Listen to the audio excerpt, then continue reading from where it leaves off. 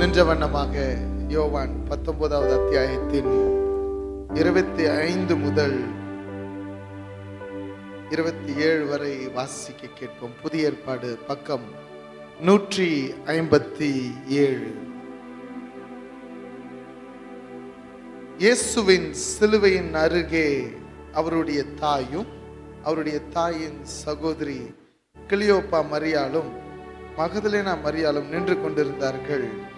அப்பொழுது இயேசு தம்முடைய தாயையும் அருகே நின்ற தமக்கு அன்பாய் இருந்த சீஷனையும் கண்டு தம்முடைய தாயை நோக்கி, ஸ்திரீயே, அதோ உன் மகன் என்றார். பின்பு அந்த சீஷனை நோக்கி, அதோ உன் தாய் என்றார். அந்நேரம் முதல் அந்த சீஷன் அவளை தன்னிடமாய் ஏற்றுக்கொண்டான். கண்களை மூடி அமர்ந்த நிலைமையிலே கர்த்தரை நோக்கி பார்ப்போம். Thank you Lord. அம்மா அப்பான்னு கூப்பிடணும்னு ஆசையா இருக்கு, உங்களை அம்மானு கூப்பிடணும்னு ஆசையா இருக்கப்பா. ஏன்னா நீங்க தாயும் தந்தையுமானவராய் இருக்கிறீர். உங்க அன்பு மேலான அன்பு. நீங்க பேசுங்க, நாங்க கேட்கிறோம். சிலுவையில நீங்க பேசினப்போ நாங்க கேட்கறதுக்கு பக்கத்துல இல்லை, ஆனா இப்போ நீங்க பேசுகிறத கேட்கிற பாக்கியத்தை எங்களுக்கு தாங்க. இயேசுவின் நாமத்தில் பிதாவே, ஆமென், ஆமென். வெகு நாட்களுக்கு முன்பதாக பேஷன் ஆஃப் கிரைஸ்ட் என்கின்ற ஒரு திரைப்படம் இந்த நாளிலே குட் ஃப்ரைடே அன்னைக்கு வெளியிடப்பட்டது. அதை பார்த்துட்டு ஒரு சகோதரர் மிகுந்த வியாகுலம், ஐயோ இயேசுவை எப்படியாய் அடிக்கிறார்கள், இயேசுவை எவ்வளோ கஷ்டப்படுத்துறாங்க, இவ்வளோ துன்பமோ எனக்காக தான் அவர் பட்டார் என்று மிகுந்த வேதனை அடைந்து இந்த படம் முடிஞ்சதும் வீட்டுக்கு போற வழியில நல்லா குடிச்சிட்டு அந்த கவலையை மறந்துட்டு போனாராம். இன்னைக்கு சின்ன வயசுல இருந்தே எங்க அம்மா எனக்கு நினைவு வர்றதுக்கு முன்னாடி இருந்தே ஒரு குட் ஃப்ரைடே சர்வீஸையும் எங்க அம்மா விட்டுட்டு வந்திருக்க மாட்டாங்க, கூட்டிட்டு தான் வந்திருப்பாங்க. 42 ஆண்டுகள் ஒவ்வொரு முறையும் இந்த சிலுவை தியானத்தை தியானிக்கிறோம். But what is our intention? நம்முடைய உள்நோக்கம் என்ன? கீபோர்ட் சவுண்ட் கொஞ்சம் ஏத்துங்க தம்பி, கேட்கல. வாட் இஸ் கிராஸ் அப்படின்னு கொஞ்சம் யோசிச்சு பார்த்தா, 2 மரக்கட்டைகள் தனித்தனியே இருக்கிற வரைக்கும் அது சிலுவையாக மாறாது. எப்போ ஒன்றோடு ஒன்று இணைந்து நிற்கிறதோ அது வரைக்கும் தனியா நிற்கும் பொழுது சிலுவைக்காக ஆயத்தம் பண்ணப்பட்ட முதல் மேல இருந்து கீழே இறங்குதுல, அது ஒரு குச்சின்னு வச்சுக்கலாம், கொம்பு. நான் சிலுவைக்கு தான் ஆயத்தம் பண்ணப்பட்டிருக்கிறேன் அப்படின்னு அது சொன்னாலும் அது இன்னொரு கொம்போடு கூட மரத்தோடு கூட இணைக்கப்படுகிற வரைக்கும் அது சிலுவையா மாறாது. நான் உட்காந்து யோசிச்சுக்கிட்டு இருக்கிறேன். இங்க வந்து அப்புறம் ஆண்டரே நீங்க தான் பேசணும், நானுடைய சமூகத்தில் கேட்டுக்கிட்டே இருக்கும்போது, what is about cross? Why cross? என் சார்பில் அவர் பலியானது தான் கிராஸ். என் சார்பில், அதாவது on behalf of myself, என் சார்பில் பலியானீர், என் சார்பில் பலியானீர். எல்லாரும் 3 முறை சொல்லுங்க, என் சார்பில் நீர் பலியானீர். சத்தமா சொல்லுங்க, என் சார்பில் நீர் பலியானீர். இன்னொரு முறை சொல்லுங்க, என் சார்பில் நீர் பலியானீர். என் சார்பில் நீர் பலியானீர். எந்தன் இடத்தை எடுத்துக்கொண்டீர். என் சார்பில் நீர் பலியானீர். எந்தன் இடத்தை எடுத்துக்கொண்டீர்.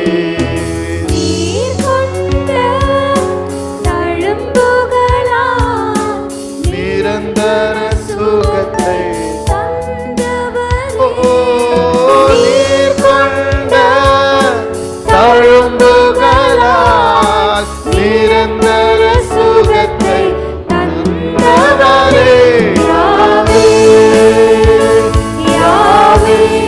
கமான், கரங்களை உயர்த்தி, எல்லாரும் கரங்களை உயர்த்தி. ஓ யாவே யாவே யாவே ரஃபீகா, யாவே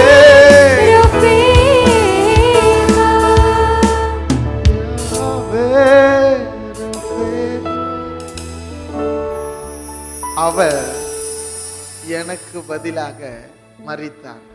ஓகே, இந்த சிலுவை எனக்கு என்ன பாடத்தை கற்றுக் கொடுக்கிறது? What does the cross teaches me? என்ன கற்றுக் கொடுக்கிறது? 3 காரியங்களை நான் பார்த்தேன். ஒன்னு, அவர் சுயமாய் எதுவும் பேசவில்லைன்னு வசனம் சொல்லுது.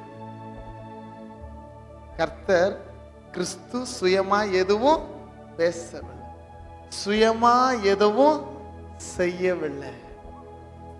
அப்போ அவர் சிலுவையை சுமந்ததுக்கு ரீசன், தேவ சித்தத்தை நிறைவேற்றி அவருக்கு பதிலளிப்பதற்காக இந்த 7 வார்த்தைகளை பேசினார். வசனம் அதிலேயே சொல்லுது இல்ல, நிறைவேறத்தக்கதாய் பேசினார். சொல்லுதா? சிலுவையில் அவர் பேசின வார்த்தை நிறைவேறத்தக்கதாய். நம்பர் 1, ஆண்டவருடைய சித்தத்தை சிலுவையில நிறைவேற்றுவதற்காக தான் சுயமா பேசாம எல்லா வார்த்தையும் அவர் சொல்றபடியே 7 வார்த்தைகளை பேசினார். எத்தனை வார்த்தையை பேசினார்? சத்தமா சொல்லுங்க.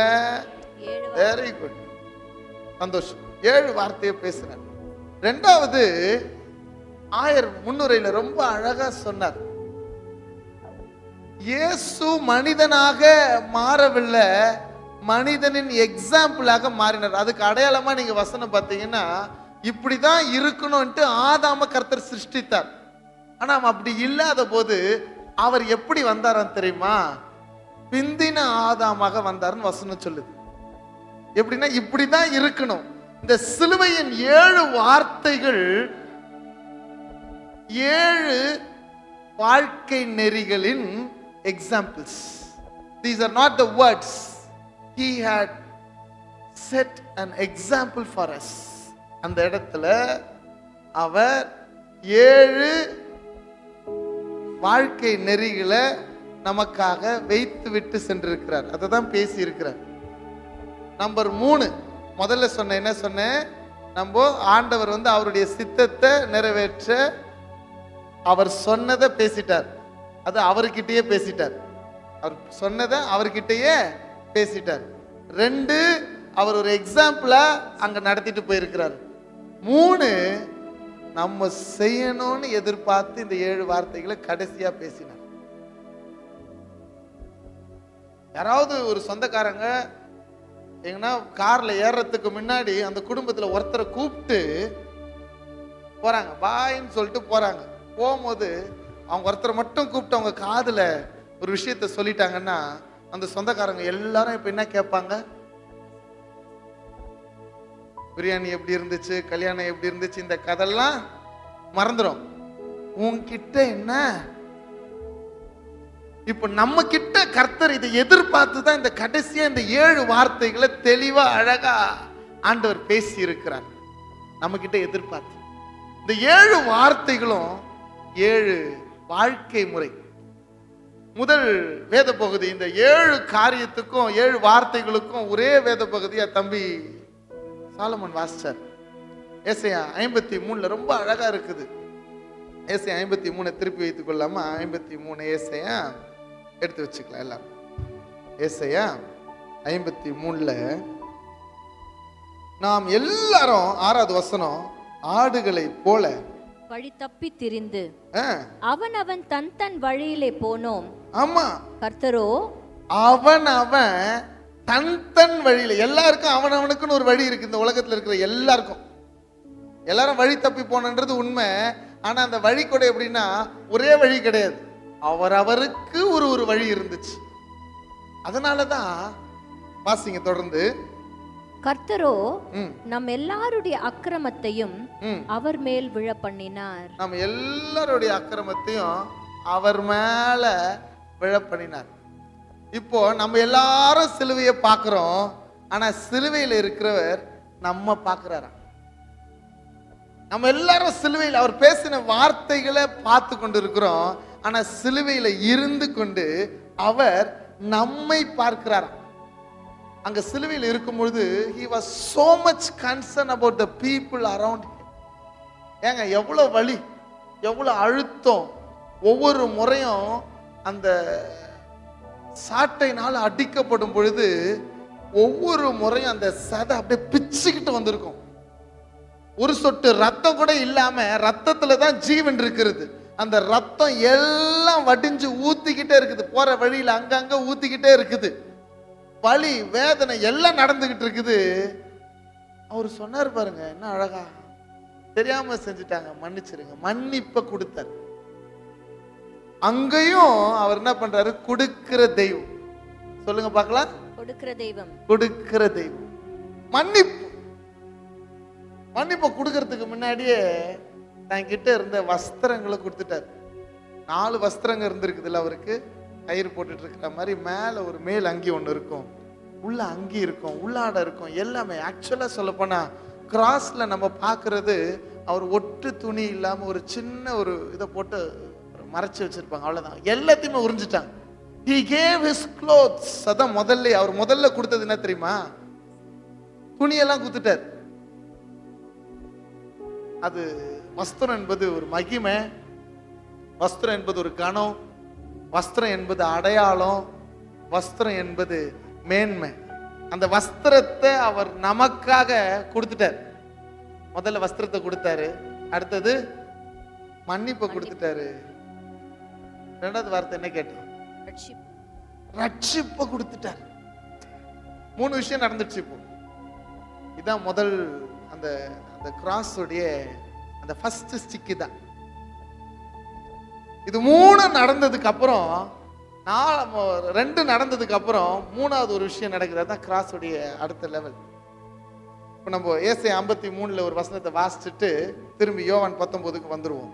ஏசாயா 53 10வது வசனத்தை வாசிங்க. 10. கர்த்தரோ அவரை நொறுக்க சித்தமாக்கி அவரை பாடுகளுக்கு உட்படுத்தினார்.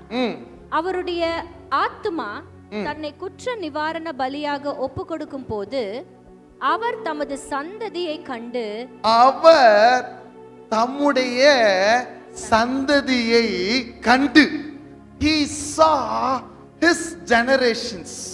நாம் ஆராதிக்கிற தெய்வம் தலைமுறைகளின் தெய்வம். அவர் சந்ததியை எங்க பார்த்தாரா, சிலுவையில பார்த்தாரா. அவர் சிலுவையில பார்த்தார்ன்றதுக்கு வசனத்தை தான் நம்ம 19 அத்தியாயத்துல 25 வசனத்துல வாசிக்கலாம். அவங்க 4 பேர் அங்க நிக்கிறாங்க. There were 4 people. முதல்ல 4 பேரை பத்தி ஐயர் பேசினார், ஐயா பேசினார் மிக அழகாக. பங்கிட்டு கொண்ட 4 பேர், வஸ்திரங்களை சீட்டு போட்டு பங்கிட்டு கொண்ட 4 பேர். அடுத்த 4 பேர் நிக்கிறாங்க. 4 women and 1 man, one and only man. அவர்களை ஆண்டவர் என்ன பண்றாரா, இயேசு சிலுவையின் தாயும் அவருடைய தாயின் சகோதரி இவங்கெல்லாம் நிக்கிறாங்க. அப்பொழுது இயேசு தம்முடைய தாயையும் அருகே நிக்கிற தமக்கு அன்பா இருந்த சீஷனையும் கண்டு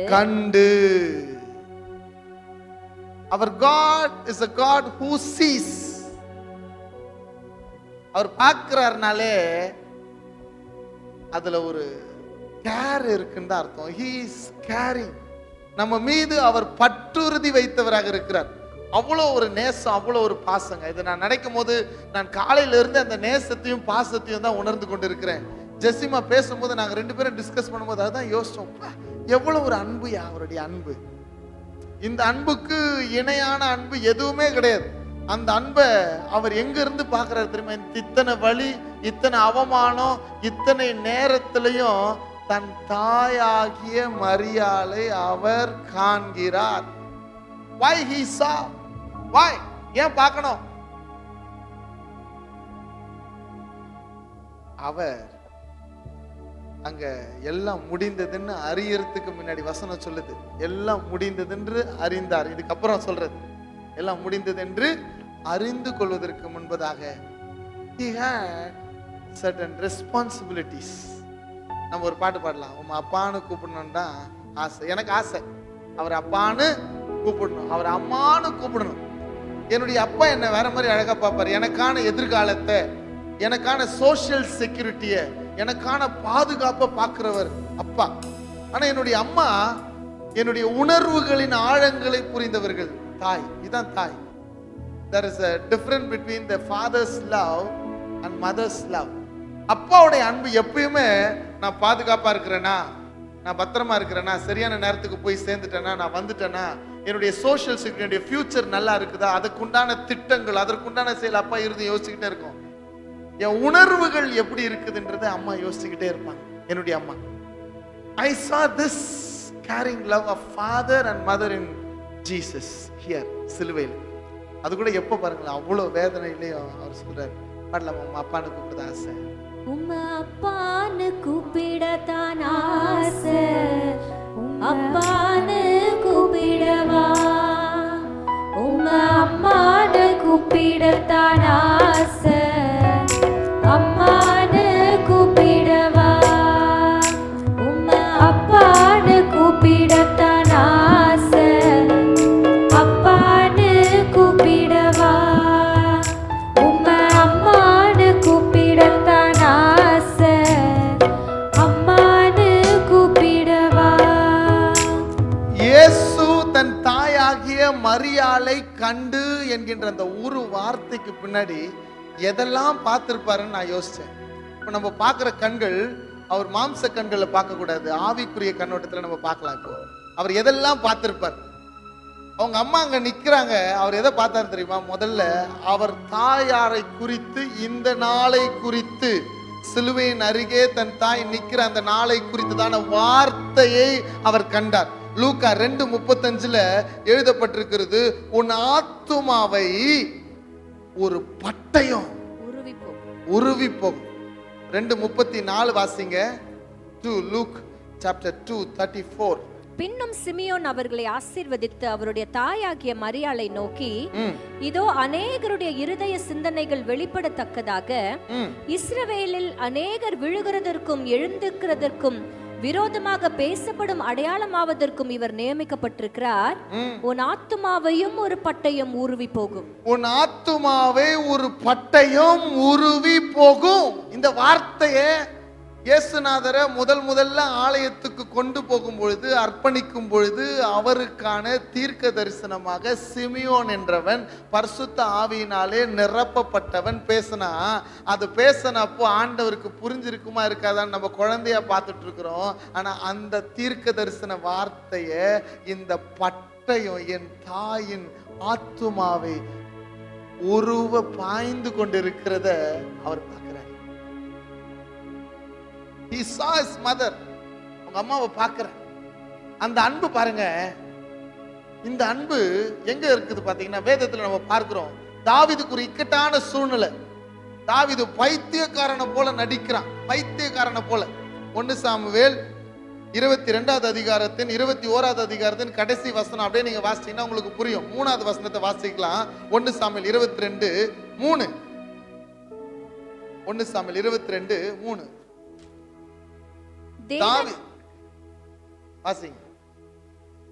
தாவீது அவ்விடத்தை விட்டு மோவாபியரை சேர்ந்த மிஸ்பேக்கு போய் மோவாபின் ராஜாவை பார்த்து, தேவன் என்னை எப்படி நடத்துவார் என்று நான் அறியும் மட்டும் என் தகப்பனும் என் தாயும் உங்களிடத்திலே தங்கியிருக்கும்படி தயவு செய்யும் என்று சொல்லி அங்க ஒரு ராஜாவின் இடத்துல கொடுக்குறான். இதை நீங்க புரிஞ்சுக்கணும்னா இந்த வசனத்துக்கு முன்னாடி இருக்கிற வசனத்தை வாசிங்க. 22 21வது அதிகாரத்தின் கடைசி வசனம்.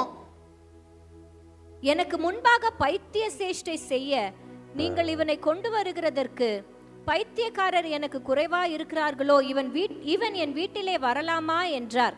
ஆமா, தாவீது இன்னொரு இடத்துல பைத்தியக்காரனை போல நின்று கொண்டு இருக்கிறான். அவ்வளோ வேதனையில் அவன் இருக்கிறான். ஆனா அந்த தருணத்திலையும் தாவீதுக்கு யாரை குறிச்சு தெரியுமா நினைவு வருது? அவங்க அப்பா அம்மாவை பாதுகாப்பா வைக்கணும். ஒரு உணர்வு தாவீதுக்கு இருந்தது. தாவீதுக்கே இருக்குதுன்னா நீதிமொழிகள் 23:22 சொல்லுது, உன் தாய் வயதாய் செல்லும் பொழுது அவளை அசட்டை பண்ணாதே. உன் தகப்பனுடைய வார்த்தைய கேளு, உன் தாயினுடைய வயதான நேரத்தில் அசட்டை பண்ணாது. இது எல்லா வார்த்தையும் அவருக்கு நல்லா தெரியும்.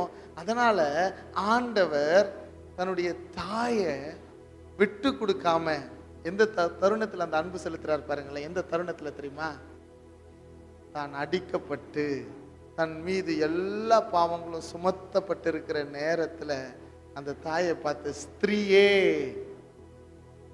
ஏற்கனவே ஆண்டவரை பார்க்கறதுக்கு மரியாள் 2-3 தடவை வந்திருக்கிறாங்க. முதல் அற்புதம் நடக்கும்போது ஆண்டவர் என்னதான் சொல்றாரு? ஸ்திரீயேன்னு தான் சொல்றாரு. அவரை பார்க்க வந்த போது சொல்றாரு ஸ்திரீயே அப்படின்னு தான் சொல்றாரு. இந்த வார்த்தை எத்தனை தான் அவர் அவங்கள விட்டு தூரமா இருந்தாலும், அப்படி இருக்கிறது அடையாளமா சொல்லப்பட்டாலும், அவருடைய அன்பு அந்த இடத்துல பொறுப்பாக வெளிப்படுகிறத நம்ம பார்க்கிறோம். லாஸ்ட் இயர் இதே வசனத்தை தான் நான் பேசினப்போ, அந்த ஸ்திரீக்கு உண்டான தீர்க்க தரிசனம் முதல்ல மனுஷியை பார்த்து கர்த்தர் சொன்ன தீர்க்க தரிசனத்தை குறித்து லாஸ்ட் இயர் நான் பேசினேன். ஆனா இன்னைக்கு அதே வார்த்தை வேண்டாம், கர்த்தருடைய அன்பின் வெளிப்பாடாக தான் இந்த வார்த்தை வெளிப்பட்டதுன்றது கர்த்தர் பேச சொன்னார். He showed his love for his mother. கடைசி வரைக்கும் அது கூட யாருக்கிட்ட ஒப்பு கொடுத்தாருன்னு பாருங்களேன். அந்த அன்பு எப்படி வெளிப்பட்டதுன்னா, இந்த அன்பு அன்பா இருந்த சீஷன் இடத்துல தான் கொடுக்க சொல்லுச்சு. அங்க நின்றவர்கள் ஒருத்தன் தான் இருக்கிறான். இயேசுவோடு கூட பிறந்த சகோதரர்கள் உண்டு, அவங்க யாரும் சிலுவை அண்டை இல்ல. இயேசுவோடு கூட இருந்த மற்ற சீஷர்களும் சிலுவை அண்டை இல்ல. ஆனா இயேசு யாரை கொடுத்தார்? தன்னுடைய தாயை அவனிடத்திலே ஒப்பு கொடுத்தார். ஒப்பு கொடுத்த அன்பு. இன்னைக்கு வசனம் ரொம்ப அழகா சொல்லுது. அது முதற்கொண்டு யோவான் தன் மரியாள தன்னிடமாய் சேர்த்து கொண்டான். ஆண்டவர் ரொம்ப மிக முக்கியமான 2-3 விஷயங்களை இங்க பதிவு செய்ய விரும்புகிறார். மரியாள் தனக்கு கொடுக்கப்பட்ட வேலையை செஞ்சு முடிச்சிட்டார். இயேசுவை சுமக்கணும், பெற்றெடுக்கணும் அப்படின்றது அவர்களுக்கு கொடுக்கப்பட்ட வேலை. ஆனா எல்லா கிறிஸ்தவர்களுக்கும் இவர்கள் தாயா இருப்பார்கள் இந்த இடத்துல எழுதப்படல. அதோ உன் தாய். ஏன்னா உலகம் மாற்று கருத்தா இதை எடுத்துக்கொள்ள போகுது. இப்ப எப்ப ஆண்டவர் யோவான் கிட்ட கொடுத்துட்டாங்களோ அதுல இருந்து என்ன சொல்றாங்களா, இன்னைக்கு இவர்கள் எல்லா கிறிஸ்தவர்களுக்கும் அவர்கள் தாயா இருக்கிறார்கள், அவர்கள் மூலமாக தான் போனோம் அப்படின்ற ஒரு விஷயத்தை அங்கேயே கட் பண்றாரு ஆண்டவர். 2வது விஷயம் அங்க ஒப்பு கொடுக்கிறாரு, 2வது அங்கேயே கட் பண்றாரு. தீர்க்க தரிசனம் நிறைவேறுகிறது இங்கதான். இன்னைக்கு முதல் கிராஸ் அவர், முதல் கொம்பு அவர் அன்பு செலுத்துகிறவராக இருக்கிறார். அந்த பொறுப்பை அவர்களிட்ட கொடுத்ததுல இருந்து யோவான் அவர்களை தன் தாயாக ஏற்றுக்கொண்டு நடத்தினார். இன்னைக்கு ஒரு கேள்வி உங்களிடத்துல வைக்க விரும்புகிறேன். அவர் அன்பு செலுத்திட்டார். இன்னைக்கு நான் என்ன கேட்டுட்டு இருந்தேன், அவர் எல்லா நெருக்கத்தின் மத்தியிலையும் செலுத்த ஆயத்தமா இருந்த இந்த அன்பை சுகமா இருக்கும் பொழுதே நாம் செலுத்தாம போயிட்டோமோ? நிறைய இடத்துல என்ன அடிக்கடி கேட்டுக்கொள்கிற கேள்வி, how I love my neighbor, how I respect my mother, how I respect my father, how I respect my friends, fellow friends. இங்க இருக்கிறவங்கள இன்னைக்கு இந்த கிறிஸ்துவின் அன்பு ஒரு பக்கம் சிலுவையின் கொம்பாக இருக்கிற வரைக்கும் கொம்பாதான் இருக்கு. அவர் எப்பவுமே மேல இருந்து கீழே இருந்துகிட்டே இருக்கிறார். எப்போ நீ அந்த மறுபக்கமாக இணைக்கப்படுகிறாயோ அப்பொழுது இந்த வாக்கு தத்தங்கள் நிறைவேறும். He has set an example. சூப்பரான எக்ஸாம்பிள செட் பண்ணிட்டார். அப்பானு கூப்பிடணும் சந்தோஷமா இருக்குது, அம்மானு கூப்பிடணும் சந்தோஷமா இருக்குது. ஆனா இன்னைக்கு இப்போ இங்க இந்த அன்பை கொடுக்கிறவர்களாக நம்ம கிட்ட ஒரு எதிர்பார்ப்பை கர்த்தர் வைத்திருக்கிறார். தனது பொறுப்பை அவர் நிறைவேற்றி கொடுத்ததுக்கு அப்புறம் தான் முடிந்தது என்று சொல்லல, அறிந்தார். தன் தாயை கரெக்டான அன்பின் இடத்துல ஒப்பு கொடுத்ததுக்கு அப்புறம் தான் அறிந்து கொண்டார். இன்னைக்கு நம்ம அறிய வேண்டிய விஷயங்கள் நிறைய இருக்குது. God has entrusted many people in our hands. அநேகரை உங்க கையில நம்பி கொடுத்திருக்கிறார். எப்படி மரியாள யோவான் இடத்துல கொடுத்திருக்கிறாரோ அப்படி உங்க பிள்ளைங்களை உங்க கையில கொடுத்திருக்கிறார்.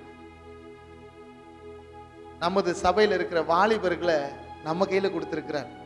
சர்ச் முடிஞ்சதும் ரொம்ப சந்தோஷமான ஒரு விஷயம், நம்ம சர்ச் முடிஞ்சதும் 1/2 மணி நேரம் ஆகும் ஜனங்க பேசிட்டு போறதுக்கு. ரொம்ப சந்தோஷம், குட். வெளியில எல்லாம் நாங்கள் நிறைய இடத்துக்கு போறோம்னா மேன் அப்படின்னு கணக்கு திறக்கிறதுக்குள்ள காணாம போயிடுவாங்க நிறைய பேர். பட்டான் ஆண்டவர் வந்து கூட்டு போயிட்டாரா அப்படின்ற மாதிரி பட்டான் பாதி பேர் காணாம போயிடுவாங்க. என்ன ஆச்சு? ஒருத்தர்கிட்ட ஒருத்தர் பேசிக்கிறதுக்கு இல்ல. God is interested. கர்த்தர் நம்மளை நம்பி, யோவானை நம்பி தன் தாயை எப்படி கொடுத்தாரோ அப்படி உங்களை நம்பி உங்க சமுதாயத்தை, உங்க வீட்டை, உங்க குடும்பத்தை, உங்க சிநேகிதரை எல்லாரையும் நம்பி அதோ அப்படின்னு சொல்லி கொடுக்கிறாராம். இதோ அப்படின்னு சொல்லி கொடுத்துருக்கிறாராம். சொல்லுங்க பார்க்கலாம். அதோ இதோ. அதோன்றவங்க வெளியில இருக்கிறவங்க, இதோன்னு இருக்கிறவங்க உள்ளுக்குள்ள இருக்கிறவங்க. ஒரு வட்டத்தை வரைங்க. சில பேரை வட்டத்துக்குள்ள சேர்க்க முடியாது. அதோ அவங்களையும் நம்ம கையில தான். அங்கேயே வச்சு பார்த்துக்குங்க, நேசிங்க. குட். இதோ இதோன்னு சொல்லிக்கிறவங்கள வட்டத்துக்கு உள்ள விட்டுட்டு அப்ப என்ன பண்ணுங்க? வட்டத்துக்குள்ள இருக்கிறவங்களையும் நேசிங்க. This is cross. அங்கிருந்து வாங்குவோம், இங்க கொடுப்போம். அங்கிருந்து வாங்காம இங்க கொடுத்தாலும் குச்சி தான், தனி கட்டை. அங்க மட்டும் வாங்கிக்கணும், நான் மட்டும் நல்லா இருக்கணும்னு நினைச்சாலும் ஸ்டிக் தான். If you want to reflect Jesus, you need to bear the cross. அதான் அவருடைய சிலுவை. ரெண்டு பக்கம் இருக்கும். ஒன்று அவர்கிட்ட இருந்து பெற்றுக்கொள்வோம், இன்னொன்று நம்ம கொடுப்போம். இணைக்கப்பட்டவர்களாக தன் தாயை அவர் யோவானிடத்திலே நம்பி கொடுத்தார். கொடுத்த பொறுப்பை நம்பிக்கை அவன் நிறைவேற்றினான். ஏன்னா அவனுக்குள்ள அன்பு இருந்துச்சு. அவன் பேரு அன்பின் சீஷன். இன்னைக்கு இந்த அன்பை கொண்டாடி கொண்டு இருக்கிறோம். ஆண்டவர் அப்பான்னு கூப்பிடணும்னு ஆசையா இருக்கிறோம். ஆண்டோடைய அன்பை பத்தி பேசிக்கிட்டே இருக்கணும், அவ்வளோ சந்தோஷமா இருக்கிறோம். ஆனா கொடுக்க வேண்டிய இடத்துல நான் இருக்கிறேன்றத மறந்து போயிடுறோம். இன்னைக்கு பெற்றுக்கொள்றது மாத்திரம் இல்லை, கொடுக்க வேண்டிய இடத்துலையும் நம்ம இருக்கிறோம். கர்த்தர் பெரிய பொறுப்பை கொடுத்திருக்கிறார். சீக்கிரமா வரப்போறார். எப்போ ஒரு வாரம் தெரியாது. Love more, give more, bless more, receive more. கர்த்தர் நம்மளை ரொம்ப நேசிக்கிறார். எனக்கு ஒரே ஒரு ஆசை, அவர் வர்றதுக்கு முன்னாடி இல்ல அவரை நான் பார்க்கறதுக்கு முன்னாடி எவ்வளவு நேசிக்க முடியுமோ அவ்வளோ ஜனங்களை நேசிச்சு கர்த்தருக்குள்ள வழி நடத்தணும்னு ஆசைப்படுறேன். அவர் கொடுத்த பொறுப்பை நான் நிறைவேற்றணும். உங்களுக்கு கொடுத்திருக்கிறார். அதோ இதோ பார்த்துக்கங்க. அன்பை பெற்றுக்கொள்வோம், அன்பை கொடுப்போம். ஆண்டவர் அங்கேயே நம்மளை தான் பார்த்தாராம். தன் தாயை கண்டுன்னு சொல்லும் போது இங்க சொல்றது ஏசாயா 53 சொல்லும் போது நம்முடைய சந்ததிய அவர் அங்க சிலுவையில பார்க்கிறார். அவர் வஸ்திரத்தை கொடுத்துட்டாரு, மன்னிப்பையும் கொடுத்துட்டாரு, மூணாவது ரட்சிப்பையும் கொடுத்துட்டாரு. இப்ப நம்ம கிட்ட என்ன தெரியுமா எதிர்பார்க்கிற? இது எல்லாத்தையும் கொடுத்துட்டு அன்பு கொடுக்கும்படியாக எதிர்பார்த்ததுக்கு அப்புறம்தான் முடிந்ததென்று அறிந்து கொண்டான். அவர் முடிச்சுட்டு நான் தெரிஞ்சுக்கிட்டாரு. இப்ப அங்க இருந்து நம்மளை பார்த்துக்கிட்டு இருக்கிறார். He is seeing us. It's now our turn to love more, bless more, forgive more. மன்னிக்கணும், நேசிக்கணும், கொடுக்கணும். உங்ககிட்ட இருக்கிறத கொடுங்க. உங்ககிட்ட இருக்கிறது என்ன தெரியுமா? மன்னிப்பு உங்ககிட்டயே இருக்கு. அன்பு என்ன தெரியுமா? உங்ககிட்டயே இருக்கு. அன்பு சகலத்தையும் தாங்கும், சகலத்தையும் சகிக்கும், சகலத்துக்காகவும் காத்திருக்கும்.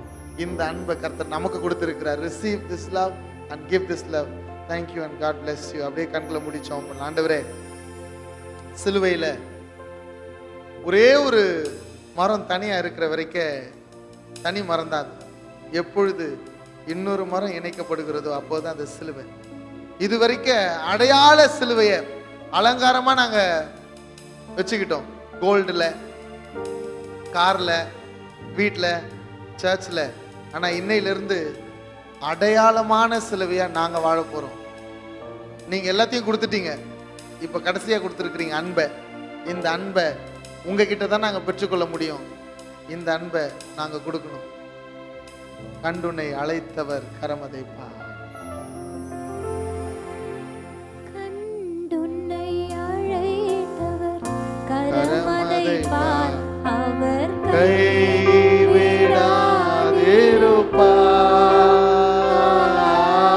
கண்டுனை அழைத்தவர் கரமதைப்பார், அவர் கைவிடாதிருப்பார்.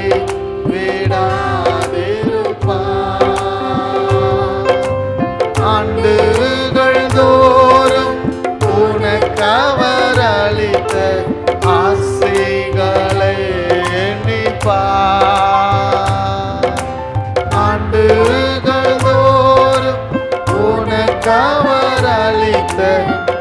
ஆசிகளை எண்ணி பார். Thank you Lord. அப்பா, நாங்கள் எண்ணி பார்த்து உம்முடைய அன்பை பெற்றுக்கொண்டு அதை கொடுக்கறதுக்கு பொறுப்பை நிறைவேற்றுவதற்கு எங்களுக்கு உதவி செய்யுங்க. ஆமென், ஆமென்.